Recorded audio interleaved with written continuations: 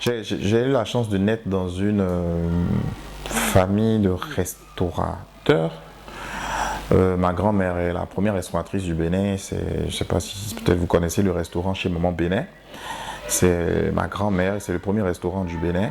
Et je suis né dans cette maison. Donc, je suis né dans un contexte où la musique est jouée tous les jours parce que la musique accompagne forcément les plats pour donc le confort des clients qui viennent se restaurer. Donc déjà, j'ai été bercé comme ça par les mélodies. Et puis après, j'ai eu la chance de rentrer dans la chorale du collège catholique Père Aupier quand j'étais en sixième. Et il faut dire que c'est là que tout a vraiment commencé parce que euh, je me suis découvert. Je me suis découvert. Après, j'ai eu la chance de faire une tournée en musique classique donc dans toute la France avec un chœur qui s'appelle Facile à Doré. C'est les notes de musique qu'on a composées donc pour donner le nom du chœur. Et ce chœur était devenu après Cantus Firmus Miserere.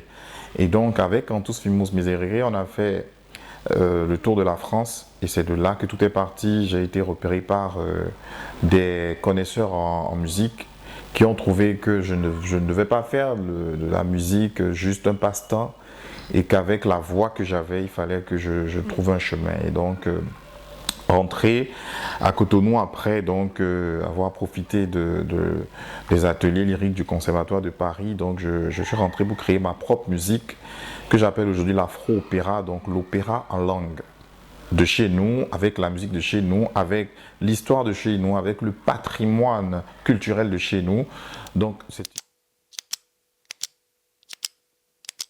parce que déjà, j'avais une voix naturellement qui s'assimilait aux voix de chanteurs lyriques, de chanteurs d'opéra. Et j'avais une voix qui portait. Et donc, j'interprétais facilement les œuvres d'opéra. Et c'est comme ça que ben, je suis allé vers ce genre musical. Mais aujourd'hui, je parle de l'afro-opéra parce que je me veux le griot africain des temps modernes.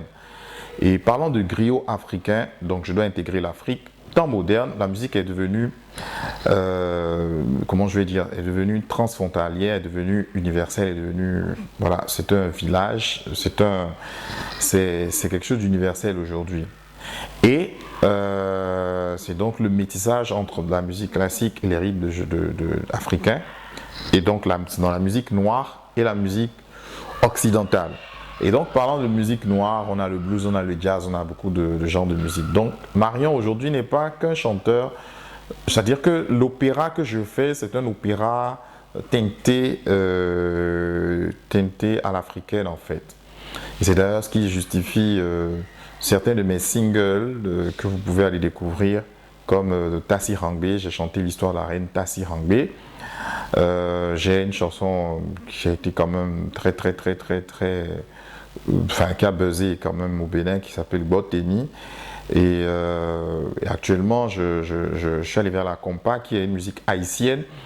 Et c'est ma manière, en tant que chanteur d'afro-opéra aujourd'hui, de restituer à ma manière. Donc, je me répète parce que je l'ai fait d'une façon assez singulière. Beaucoup de gens qui l'ont écouté l'ont quand même déjà notifié, où j'ai mis quand même la voix au centre. Et ceux qui sont très futés, ils ont l'oreille musicale, dénotent quand même des couleurs de chanteurs d'opéra quand même dans ce single qui s'appelle Regarde-moi.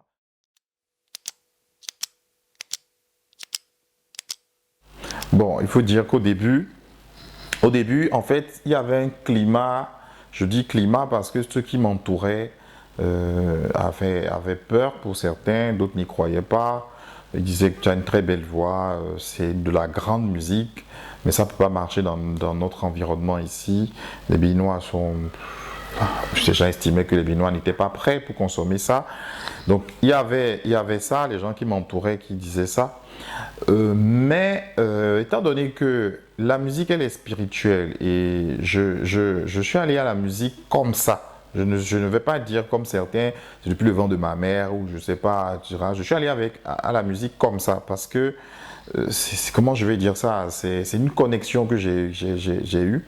Et je me suis rendu compte que les émotions que je ressentais en écoutant, par exemple, ce genre de musique, l'opéra, étaient si fortes que je ne pouvais pas m'imaginer, ou du moins je ne pouvais pas croire ceux-là qui pensaient que les Béninois n'allaient pas apprécier ce genre de musique. Et donc, il fallait pour moi essayer. Et je me suis retrouvé donc, ma première apparition sous les rampes des projecteurs s'est faite au 1er août 2013 où j'ai chanté l'hymne national du Bénin devant notre ancien président Yahi Boni sur la place de l'Étoile Rouge où j'ai repris en a cappella donc l'hymne national du Bénin sur cette place-là à ciel ouvert donc sans micro et tout, et c'est de là tout est parti. Et j'ai eu beaucoup d'échos favorables, les gens c'était fantastique comme retour. Et de la diaspora un peu partout, enfin tout le monde m'appelait, tout le monde était subjugué et agréablement surpris. Après ça, j'ai rendu hommage à Gégé Viqué et j'ai mis donc les chansons de Gégé Viqué en opéra. Vous pouvez retrouver ça même sur mon compte YouTube. Et j'ai rendu hommage à Gégé Viqué. Et j'ai été agréablement surpris encore de constater que, en fait, le Béninois a du goût. Le Béninois a du goût, le Béninois aime le beau.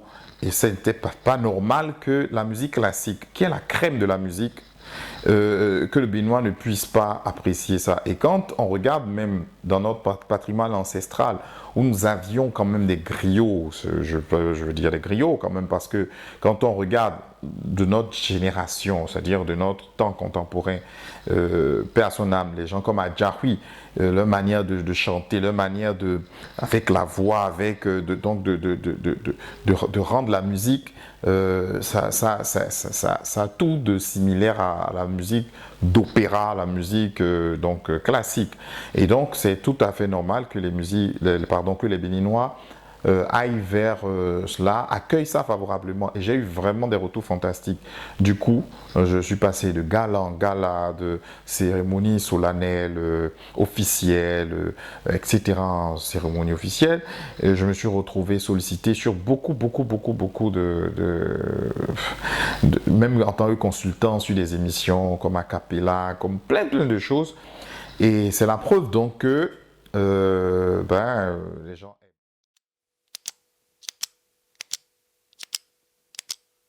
Ça a commencé comment? En fait, bon, vous savez, les chanteurs d'opéra ont pour coutume, étant donné que l'opéra, c'est la voix, c'est cette voix exceptionnelle que quelqu'un a, qu'on ne retrouve pas n'importe où, parce que les chanteurs d'opéra se décomptent du bout des doigts, même dans les grands pays comme la France, l'Italie et compagnie. C'est pas les genres de chanteurs qu'on retrouve, c'est pas le genre de voix qui est commun, parce que c'est d'abord une affaire de disposition physiologique, donc il faut avoir les cordes vocales, je sais pas, des dispositions respiratoires, en tout cas, c'est beaucoup de choses. Et donc, pour ça, les chanteurs d'opéra trouvaient que la meilleure manière de se faire connaître et aussi de saluer, parce que c'est quand même la fierté d'un pays d'avoir un chanteur d'opéra. Et donc, la meilleure manière pour eux de dire « oui, je suis fier d'être de tel pays », c'est de reprendre leur hymne national. Et donc, moi, moi j'avais travaillé sur notre hymne national et je m'étais amusé à donc, la faire en studio. Et pour donc commémorer notre fête nationale de 2013. Et j'avais fait la chanson, je me suis investi à faire la vidéo. Et puis, je m'étais rapproché de certains amis. Ils sont toujours des amis, hein. Ils sont plus peut-être toujours dans cette émission-là, c'est-à-dire ils sont plus ceux qui animent cette émission, mais c'était week-end matin avec des amis à moi, comme André Dossa et autres, vers qui j'étais allé avec la chanson. J'ai dit, ben, les amis, voilà ce que j'ai fait. Ils ont dit, ben, c'est super, et ben, nous, on va le faire voir avant et après Actu Matin, au moins dans la période, avant le 1er août, pour dire, bon voilà, il y a quelque chose comme ça qui se prépare. Et c'est comme ça, un beau matin, j'ai été je me suis retrouvé, enfin j'ai été appelé et je me suis retrouvé sur le défilé du 1er août 2013 à chanter l'hymne national du Bénin. Donc mon premier single, voilà comment ça s'est passé en fait.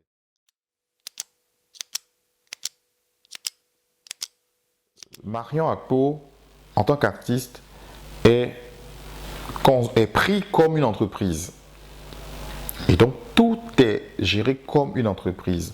Depuis le manager, j'ai un secrétariat, j'ai des commerciaux, j'ai des communicateurs, c'est toute une entreprise qui travaille. Et au niveau de mon entreprise aussi, c'est la même chose. Donc, il y a une gestion administrative, il y a une gestion commerciale, une gestion financière qui est faite de Marion Akpo et la même chose est faite aussi de mon entreprise. Maintenant, qu'est-ce qui se passe? C'est en fait comme un serpent qui se mord la queue, donc c'est comme une main qui est tendue à une autre.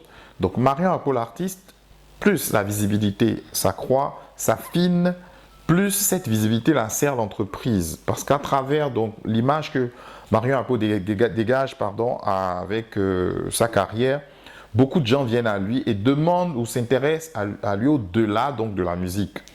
Et s'intéressant à lui au-delà de la musique, certains trouvent que son image colle avec leur entreprise, colle avec leurs produits, colle avec tout ce qu'ils font. Et donc, l'image de Marion Akpo sert donc l'entreprise de Marion Akpo pour donc finir par servir la clientèle.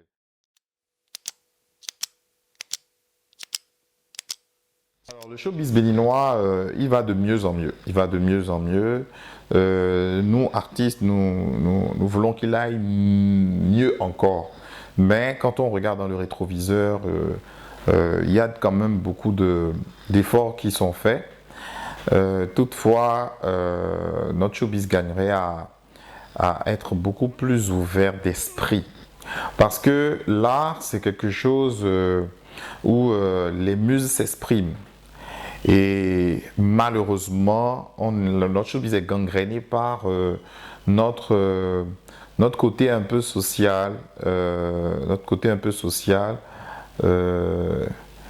où on a même été étiqueté, catalogué, stigmatisé au point où ce mot est entré dans le dictionnaire, où on parle de béninoiserie. Malheureusement, notre showbiz est encore grandement gangréné par ça. Ce qui fait que les muses n'arrivent pas à s'exprimer.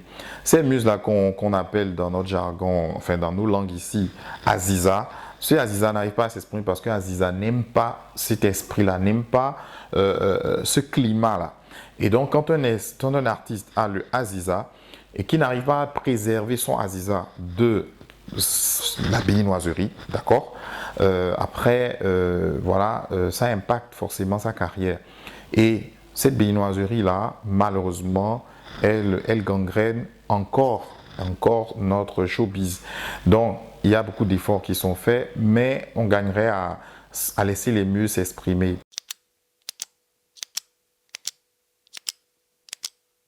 Déjà, la première chose, quand vous sentez vraiment l'appel et que ce n'est pas que vous voulez faire comme, c'est important.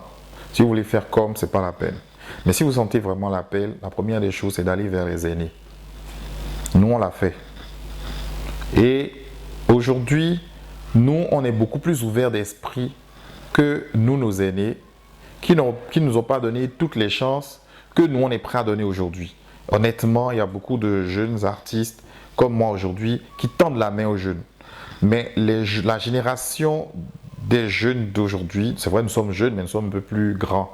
Nous sommes des aînés, mais les jeunes d'aujourd'hui, ils sont pressés. Ils sont pressés et il ne faut pas être pressé. Tendre la main aux aînés, travailler, être patient, ne pas chercher les raccourcis inutiles. Être patient, parce que quand vous avez un talent, vous êtes un artiste, vous devez polir votre art, vous devez améliorer ce que vous faites, vous devez chercher la perfection, parce que l'artiste, c'est un créateur. Ce mot-là veut dire créateur. Le créateur par excellence, c'est Dieu. Et l'artiste doit être tout le temps en perpétuelle recherche de la perfection donc de Dieu. Et étant tout le temps à cette recherche-là, il doit travailler, s'améliorer, chercher le beau, le beau, le beau, le beau.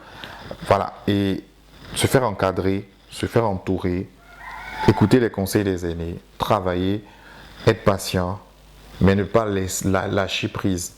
Voilà, donc c'est ce que je puis dire à la jeune génération.